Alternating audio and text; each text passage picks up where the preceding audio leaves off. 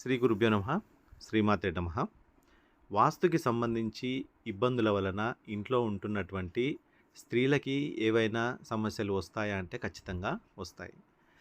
వాస్తు విజిట్‌లో మనకి అడిగినటువంటి ప్రశ్న ఒకటి ఏంటంటే, కొత్తగా ఇంట్లోకి వెళ్ళిన తర్వాత ఆ ఇంట్లో స్త్రీలకి ఏదో ఒక అనారోగ్య సమస్యలు కంటిన్యూగా వస్తున్నాయి.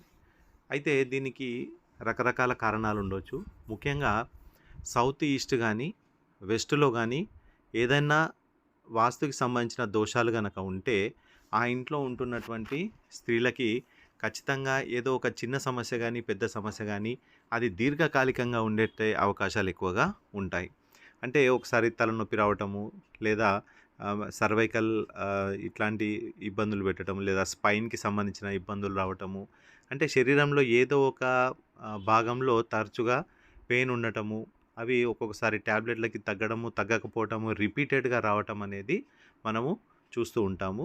దీనికి సంబంధించి సౌత్ ఈస్ట్‌లో గనక టాయిలెట్ ఉన్నా, లేదా అక్కడ ఏదైనా నల్ల రావటము, లేదా అక్కడ ఉండాల్సిన కలర్ గాకుండా దానికి వ్యతిరేకంగా ఉన్న కలర్ ఏదైనా అక్కడ ఉండటము.